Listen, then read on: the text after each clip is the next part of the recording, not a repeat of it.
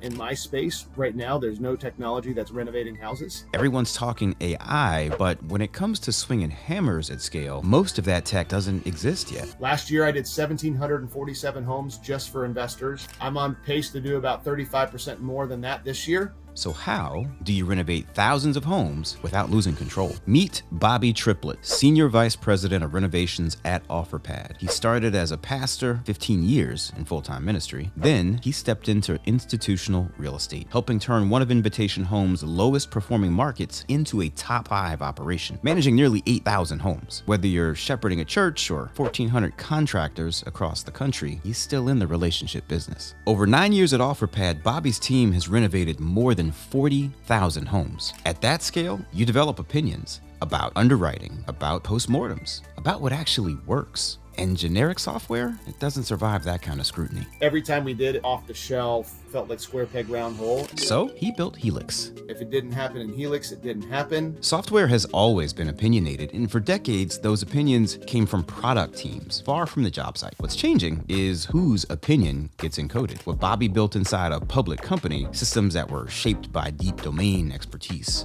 is becoming possible for everyone. AI agents and collapsing development costs mean operators won't wait for tools anymore. They'll just build systems that reflect how they think. This is a conversation about operational excellence, about encoding judgment into software, and why relationships still win. This is Ground Truth. All right, hey guys, welcome back to another episode of Ground Truth. As you know, this is my effort to give you exactly that, the ground truth, like what is happening out there in the field with people who are doing the thing for which you guys are building tools, right? But not just doing it, they're doing it at a very, very high level.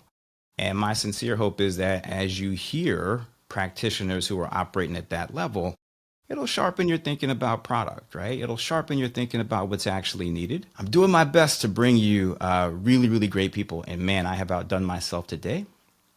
We've got Bobby Triplett with us from Offerpad. He is, I'm going to give him this title. He may not accept it or he may welcome it. I think he's the biggest flipper in the country. We'll see about that. Hey, listen, man, I'm going to give him the title. He can refuse if he cares to, but I tell you what, he's flipped 40,000 houses, cut his teeth at Invitation Homes before coming over to Offerpad. And so I want him to give his own intro, but then I want to get into this conversation and let him give some insights on what it means to perform at that level. So Bobby, welcome to the show. Vince, thank you so much, man. I don't know if I'll take the title, but I will appreciate you attempting to bestow it upon me. Yeah, I'm Bobby Triplett. I'm the Senior Vice President of Renovation for Offerpad. We're a publicly traded iBuyer, which is a big fancy term for a real estate solution that we dabble. We've got our hands in a bunch of different operations in the greater real estate investment world. And coming up on 9 years just with them. Our company's barely 10 years old, if 10 years yet. And it's been a wild ride so far. I'm excited to see what the future continues to look like as we, partner with investors and in every shape and size around the country. So thank you for having me on today, brother. Glad to be here. Yeah, absolutely, man. Absolutely. So there's so many places that we could go. I'm going to try to touch on a few things. There was some news. I'm not sure how much you follow Offerpad stock. I'm a recovering finance guy, if I didn't say that. I was watching it like a hawk yesterday, man. So that was great. Dude, can we maybe start there and then we'll get into the ops stuff? Sure.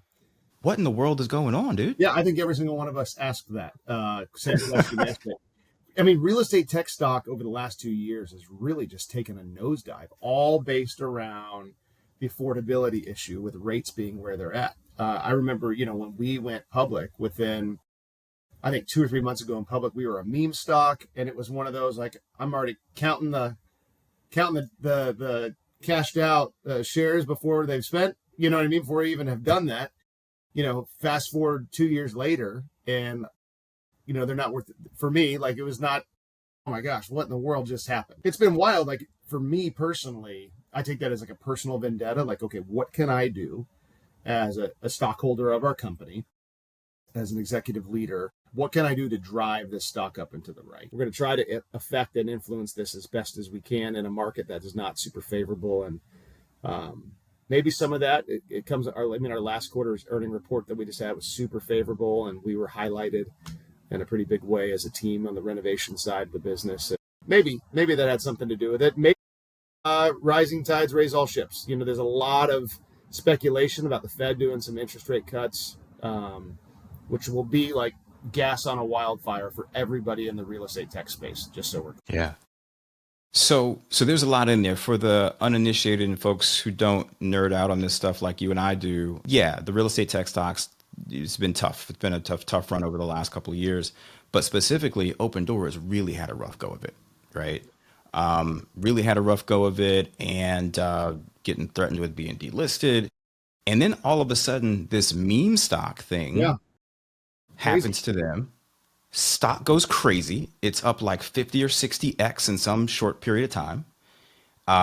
Falls back to earth, but then it seemed like you guys got swept up in some of that mania. So they think that it's some of this like Reddit fueled meme stock mania thing. And part of us is like, okay, if this Reddit meme stock, movement, if that's what it is helping Open Door, like that's great. We'll ride some of their coattails there and allow that updraft to maybe amplify some of the good stuff that we've been really laboring towards over the last couple quarters. So I don't know, like it's one, like I'm still holding, you know what I mean? I'm still here. I'm still like I'm doubling down. I'm not going anywhere. This is where I want to be, and this is what I want to help build. So this is actually a pretty good segue as I think about it to get into some of the ops stuff, because I think about one of the things that that other shop, Open Door, has said is that they want to lean into being more tech forward. They want to embrace AI.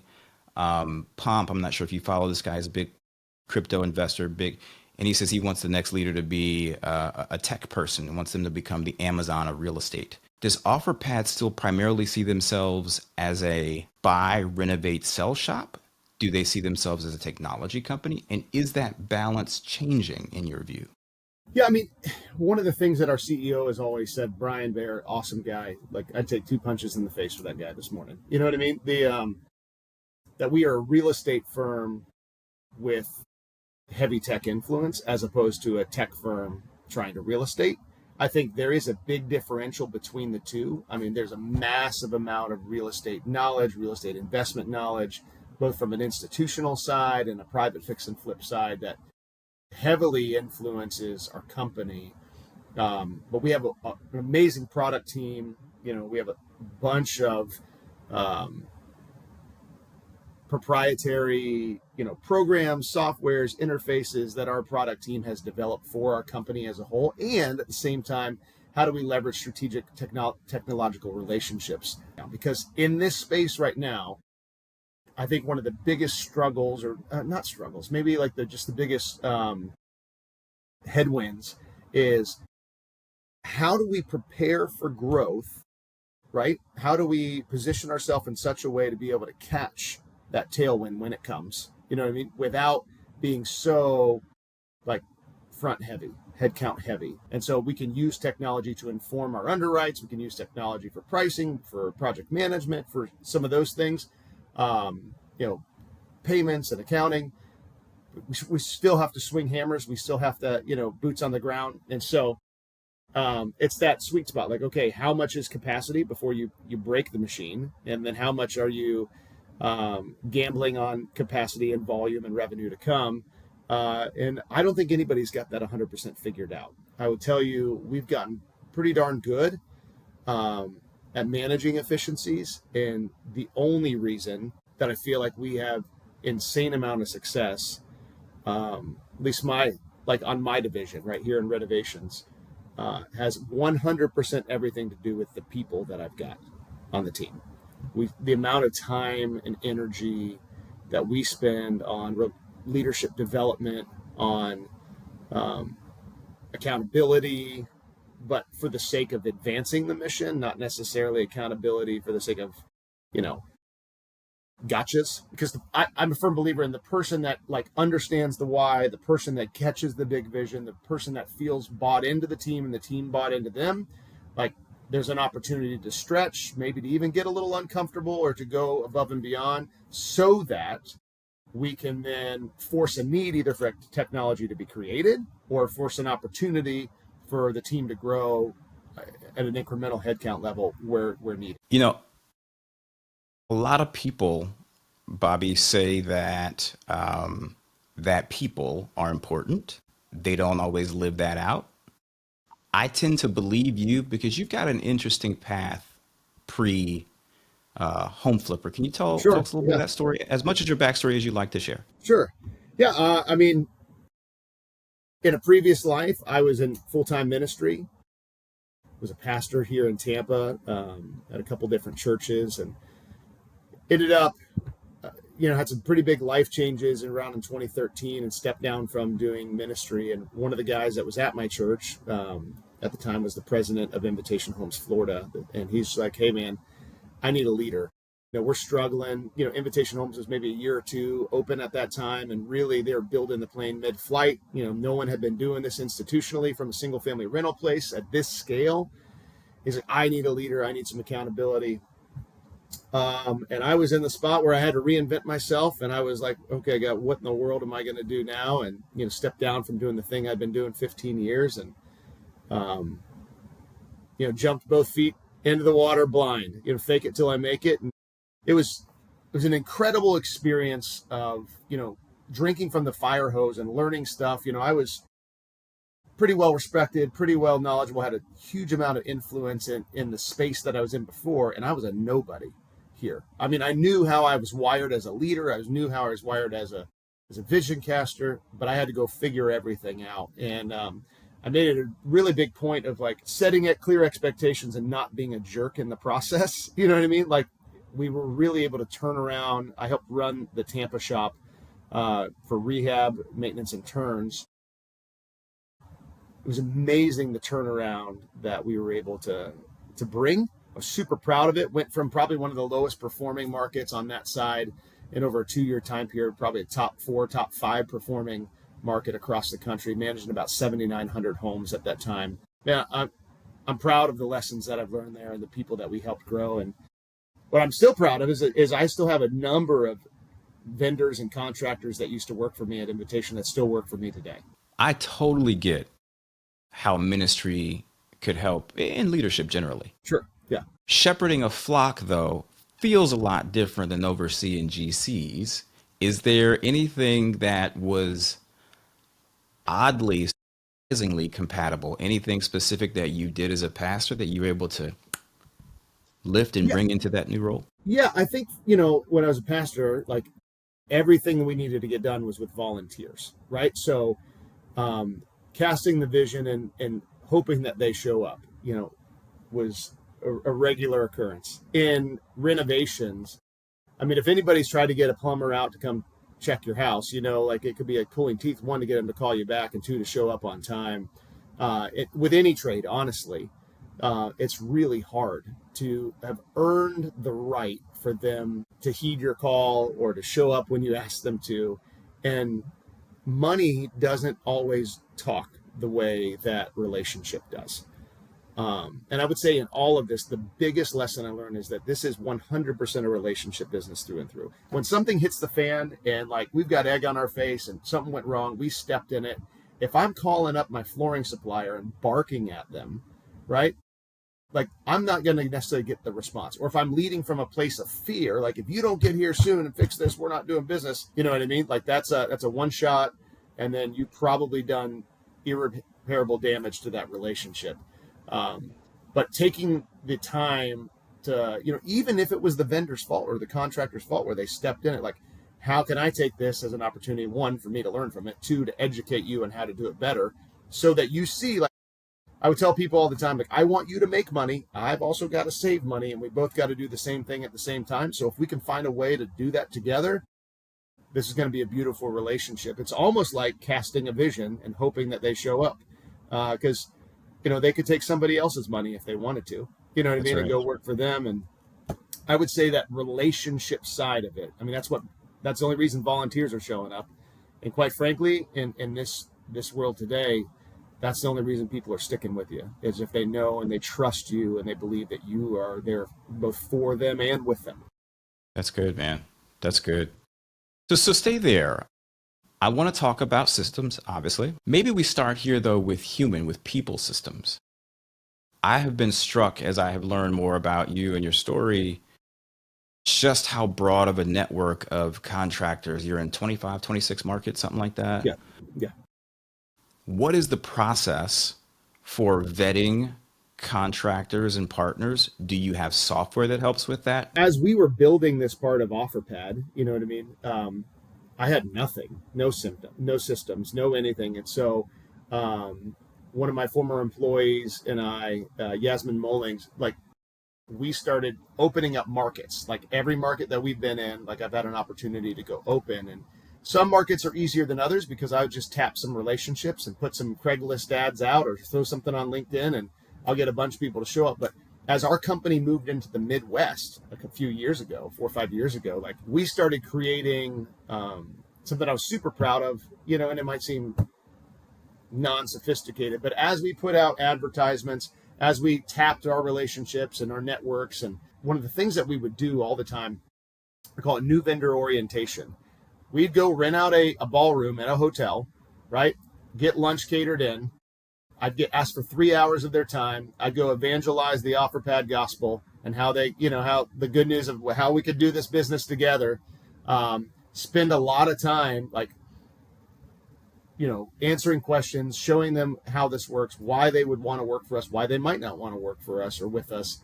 And then I would leverage other relationships. I would ask Home Depot to show up as well. And so they would send one of their executives, like, here's why we partner with Offerpad. So, hey, it instantly legitimized us. I'd have PPG Paints there, national reps. Here's why we partner with Offer, instantly legitimized us. And all of a sudden, it's not just me trying to convince them to do, you know, a volume-based business with me. It's other people that, you know, have even bigger names than I do in the space or in the renovation world, saying like, hey, we partner with them. Maybe you should consider. We brought on over 1,400 trades around the nation that do business with us, that are all licensed, vetted, and insured, and proud to do that with them. I think there's been some cool technology that has come out and around this, and now we're a little bit more sophisticated in how we are vetting vendors and, you know, checking some references and making sure that you know, we're aligned. But yeah, at the beginning, man, it was fake it till you make it. Let's figure it out. Yeah. I love this, getting them all in the ballroom, ordering food, you know, getting knee to knee with people. But even that, I imagine you had to systematize at some Yeah, point. Maybe you yeah. even have a project manager who's got a whole, you know, run of show kind of thing for that day, for that event in that market, for those particular trades.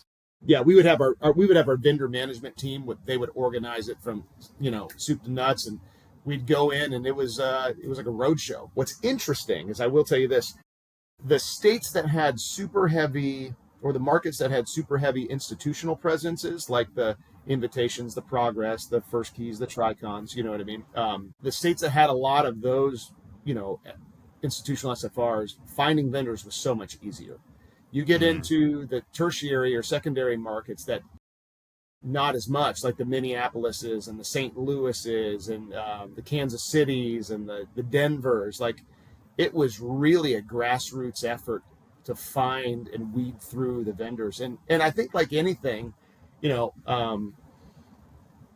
you're going to get people that are going to want to believe in what this is or want to join, and then when they get into the current, they're maybe not built for it, or maybe, hey, we're truly a retail based contractor, great, this is not going to be for you, I'll shake your hand, we'll be friends, but go ahead. Or you know, somebody who doesn't know how to communicate, or somebody who doesn't know how to invoice on time, all that kind of stuff. Like, the opportunity is like, let me help coach you up because you can make money here, but they might not be ready for that yet. I totally see where the retail guy who's always going to be kind of the retail plumber is probably never going to level up, or may never level up to fit your spec.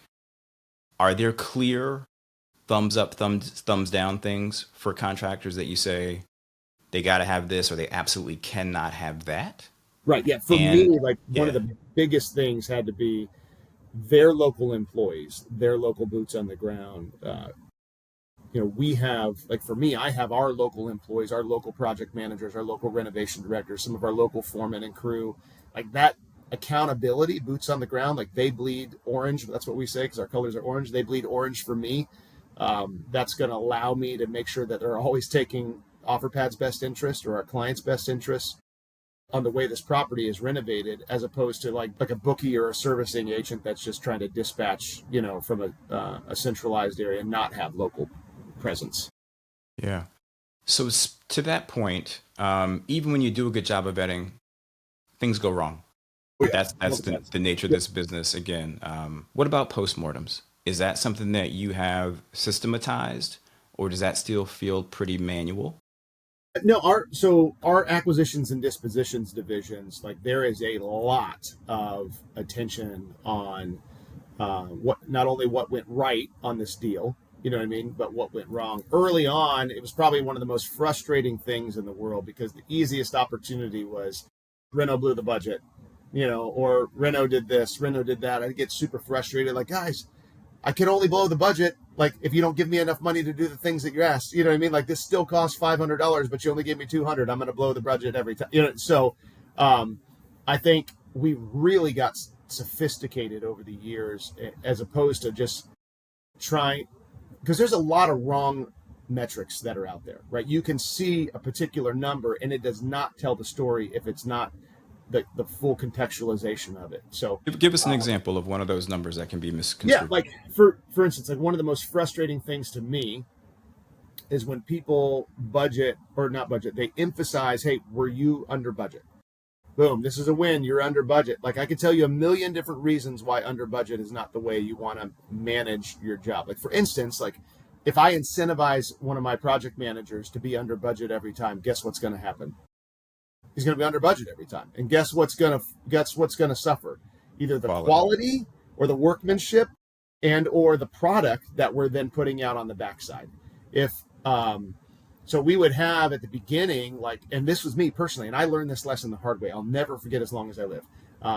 We're just getting started. Like I'm basically a glorified project manager here in Tampa. We didn't have titles or anything like that. We're getting this thing going. And I had a 1920s bungalow, which every flipper thinks is super sexy and cool. Like I love it. They are money pits every single time because they're typically held together by termite excrement. They're going to need all the major mechanicals. If it was built in the 20s, man, like it's going to have knob and tube. It's going to have cast iron. It's going to be uninsurable. And with hurricane regulations where we're at, there's different hoops you have to jump through to help make sure these things will be insurable on the back end. I've been hearing, just be under budget, just be under budget. Well, this thing was already about to be over budget. I hadn't ordered countertops yet, and I took it upon myself. Hey, I could save a couple grand here. Let me not do granite. I'll just put laminate tops in this. We'll get it under budget. It'll be great. I got it done a couple days quicker because it was faster to get laminate. This is 9 years ago, and I was feeling super great. Comes back in a post-mortem, and everyone is furious. What I didn't realize, because that particular metric in itself does not tell the whole story. The acquisition team, when they bought that house, they underwrote it to a specific spec. That spec, what they were hoping to get on an ARV, was in competition with everything that had granite tops. Well, I put out a house that does not have this, and now our comp level is down. So I was under budget $2,000, but we lost $5,000 on it because we now couldn't hit an ARV. And I tell that story because in a vacuum, that feels like, man, I just won. And I did. And I was so offended, Vince. Like, man, like I thought you guys are moving the goalposts, but it had a lot to do with not knowing the entire story. So nowadays, like our chief real estate officer, Vaughn Bear, we're doing a postmortem on everything to understand, like, hey, did we underwrite it correctly? Right? Did we budget on the front side? Was our underwrite informed to the actual comp level that we were hoping it was going to be? Then did renovation, were we able to maintain, the assumptions on underwrite on the cost that it would take to get us there? Did we get it done in time? Were there unexplained issues that were behind walls that no one could see? Like, how did we manage, transitioning it from acquisitions to renovations and then renovations to the disposition side on the market? How did it perform when it was on the market? Like, how many people touched it from our side while it was listed? All of those type of things. So that way we can see a true postmortem of how did this property perform?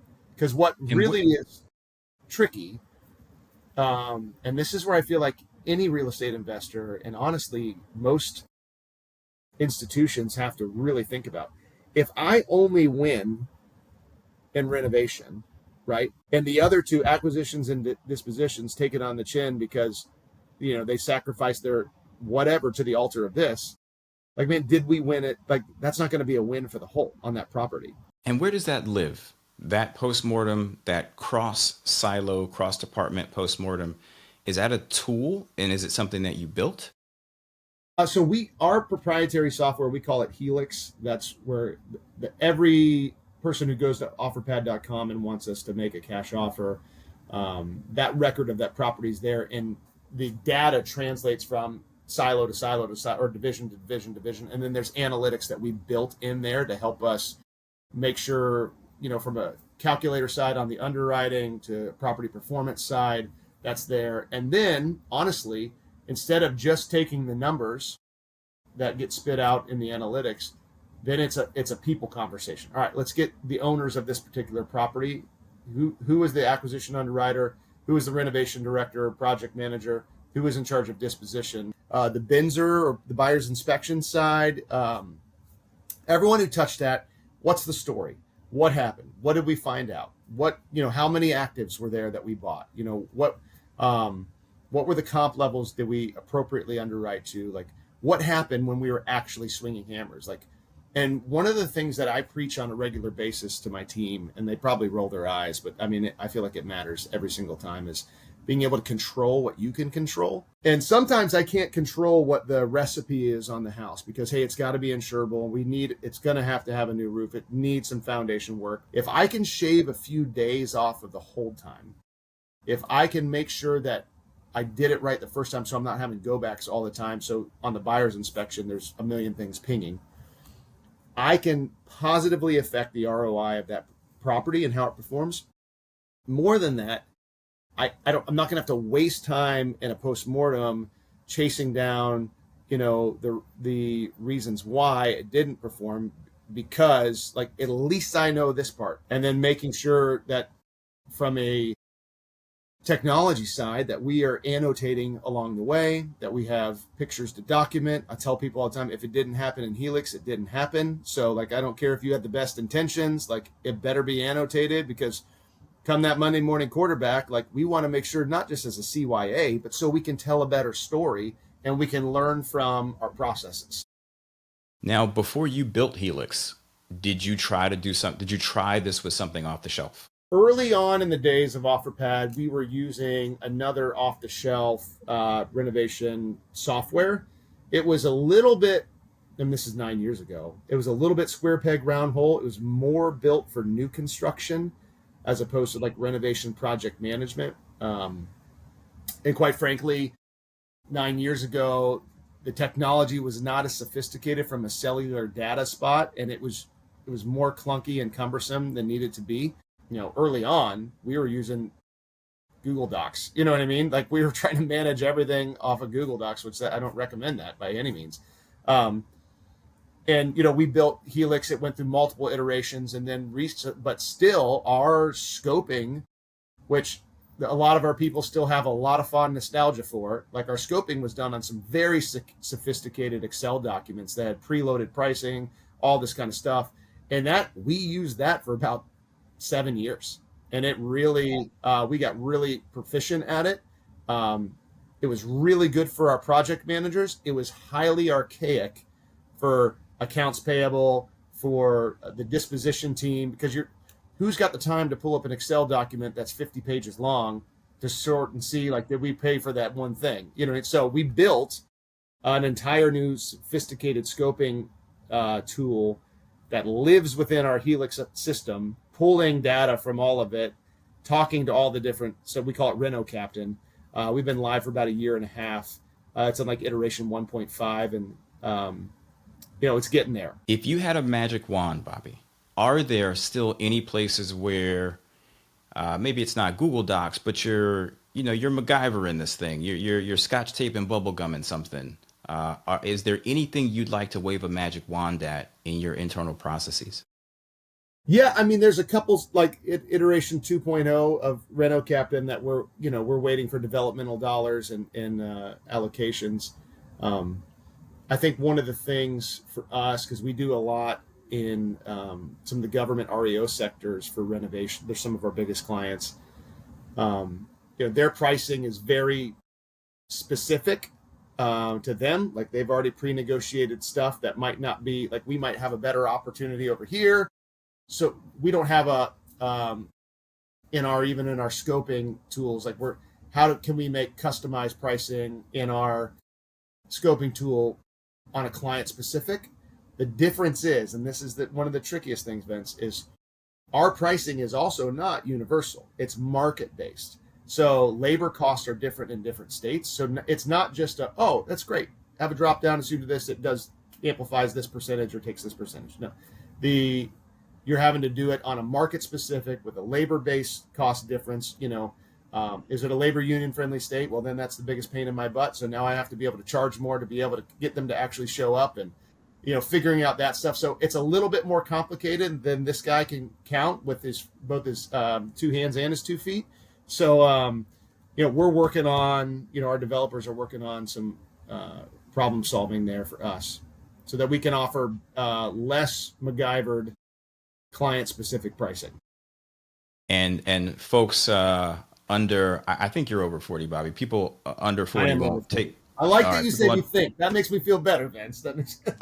I'm serious. I wasn't sure, yeah. I'll take it. Amen. Yeah, I was just preaching, how good us Gen Xers look, That's right. But I think people under 40 may not get that MacGyver reference, but he could make it work with matchsticks and tinfoil. I don't know, man, and tinfoil. Yeah, it's down to the wire. He's gonna die unless he figures something out, and he would make it happen. So it sounds like this is very specific. Did you ever consider fixing that MacGyver thing with an off the shelf, or was that never even an option for you? No, because of our 2 different proprietary systems. One, where all the properties live in, and then 2, Reno Captain being almost like a plug-in, but a very sophisticated. I mean, you think about anything you could possibly put into a house, there has to be the opportunity to build it, to modify it, to annotate it, to measure it, to quantify it, to calculate it.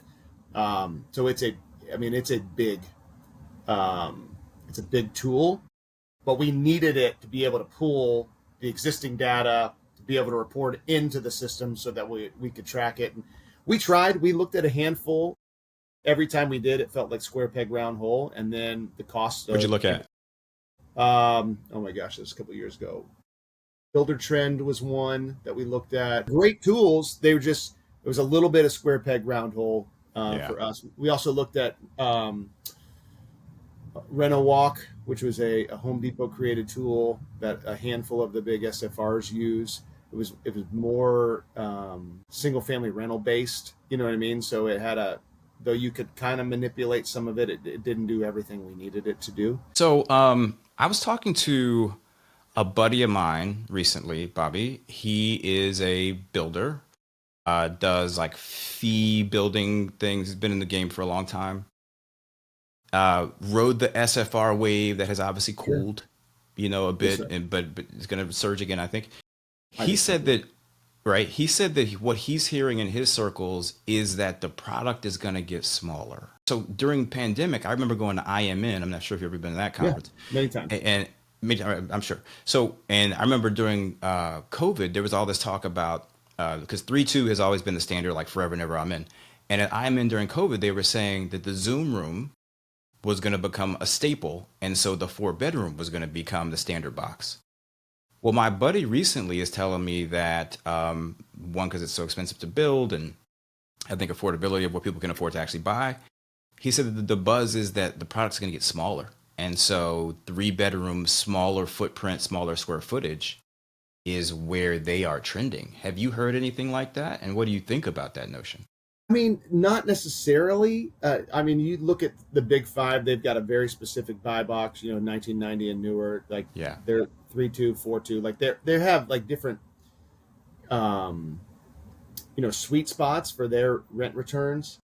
some of the private fix and flippers that we have. I mean, we do a lot for people that um, on the fix and flip, they're okay with the 2-2 or the 2-1s, because it's got the yard and it's like the starter home. And then we have a handful of clients that do a lot of Section 8 fix and flip, and so they're trying to get as many bedrooms as they possibly can.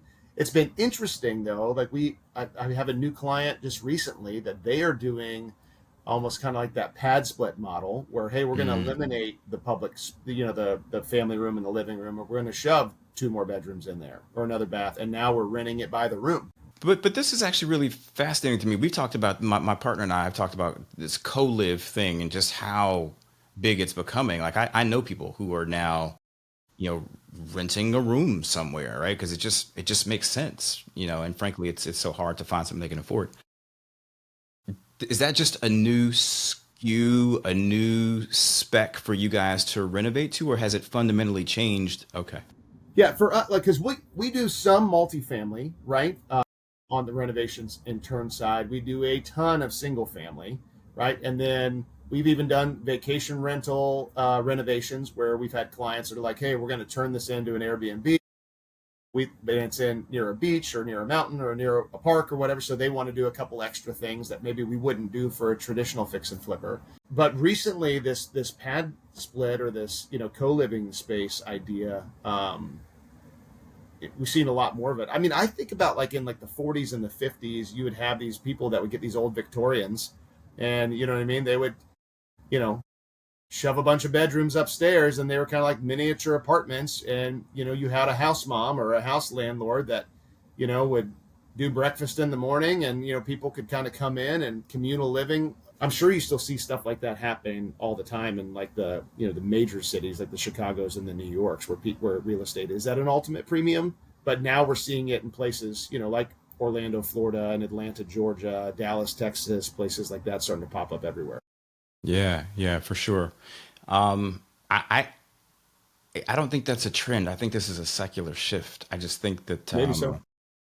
you know what I mean? Renting, I think owning a home, and I'm not happy about this per se, but I think owning a home is probably going to be a luxury item, unless we fix zoning, unless we fix, just bringing more inventory online. But that's a conversation for another day. I don't think a lot of people realize that they can hire Offerpad to do their reno for them. Can you talk about that program a bit and Yeah. where you So operate? Who's a good candidate for you? we call it Offerpad Renovate. A couple of years ago, my CEO came to me, when the rates started going through the roof and everyone puckered up across the country. We went from a 1,200 house a month acquisition appetite to just a few hundred houses. And I built this incredible team of amazing leaders, renovators around the country. And,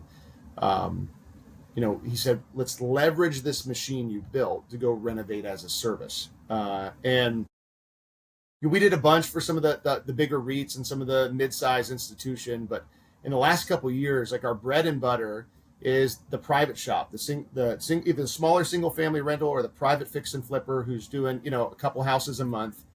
Basically, we take their home, put it in our machine, so our project managers own it like it's theirs, our vendors own it like it's one of ours. Our All the pre-negotiated contracts I have on supplies and timelines and expectations and all that gets applied to basically this home.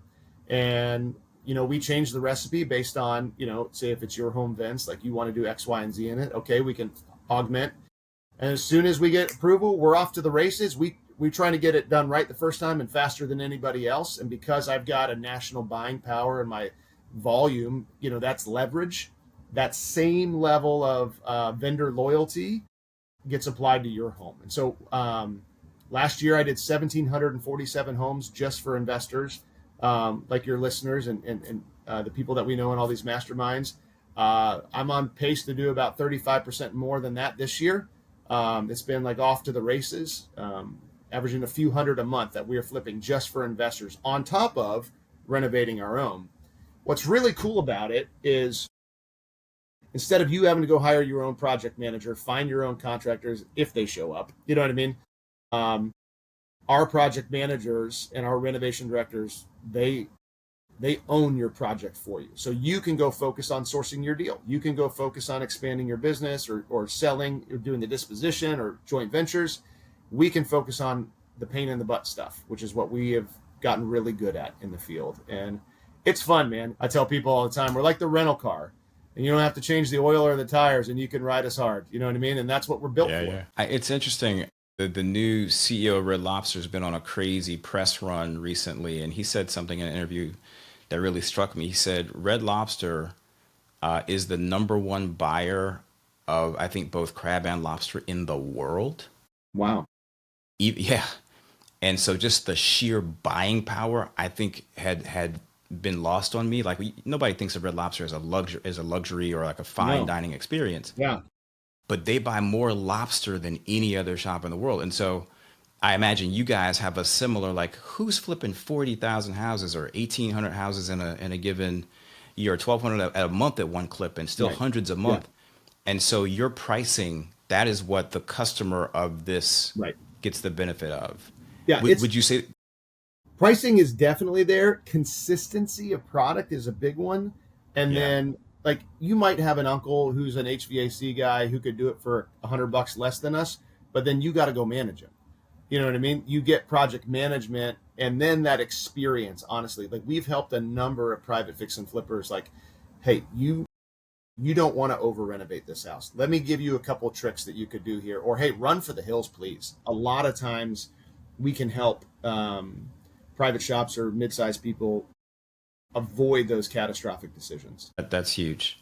That's huge. An ounce of prevention is worth a pound of cure. My mom always said, right? Preach on, preacher. You know what I mean? So my mom actually was a minister. So was my granddad. There you go. That's awesome. Yeah, I have an affinity for preachers. So it's good having you on, man. Let me close with this. We started out talking about, sort of technology and the reframing of a lot of these real estate companies. How much are they tech? How much are they real estate? There was a study that came out recently that said that a lot of these AI projects are failing because they've been deployed to like sales and marketing stuff. And they said, really, the juice, the upside is going to be in back office and back office processes that could be automated or made to run more smoothly. Yeah, I could see that for sure. Yeah, I was going to ask you, does that resonate with you? And what would you say? So again, my listener, they're building CRMs, they're building lead gen stuff too, but they're building stuff for operators. Where should they be focusing? Yeah, if I'm looking at my own, systems, like one of the things that we're getting ready to deploy, some AI energy into has to do with client communication. Like, if I've already got PMs that are updating our system, how do we automate those, to send out triggered updates to the clients? And then or maybe not, how do we differentiate, all this kind of stuff? How can we take the customer experience and keep them the most in the loop on the things that matter the most, while still not having to double the efforts of annotation and administration and function? Like, I mean, if we can track where our FedEx is at all given times, are there opportunities to track where your project is or your payment, or like, hey, your sign for your house, if you're going to sell, whatever it's going to be. Like, there's opportunities. Like, I could see a whole lot of value that's happening there. Where I don't see a whole lot of value, and then to me is like, hey, I took a couple spins and AI told me exactly how much it's going to cost me to renovate this thing. I get, like, people are trying to do takeoff tools and I think they're just super young in that, in their development. It's going to take a while, like the 3D aspect of it, what's behind the wall. I use ChatGPT all the time, and I'll ask it to make a picture, and it still can't get right what I'm asking it to do. You know what I mean? And so, like, there's got to be some super sophistication. Pictures you can't smell a picture yet, to be able to really find the things that the renovator, the contractor, the real estate agent have that expertise on. You know what I mean? So I don't think it's replaced it. Awesome, dude. Well, dude, this has been great. Man. And folks, you heard it here first. The great frontier, the vanguard of real estate tech is smell-o-vision. If you can crack the code, if you can crack the code on smell-o-vision, you got a ready and waiting buyer in Bobby Triplett and Offerpad. There you go, brother. There you go. Vince, thank you so much for having me on, man. It's been my absolute pleasure, brother. This is great, man. Thank you so much for taking the time. We appreciate it. Kudos to all your success and wishing you much, much more.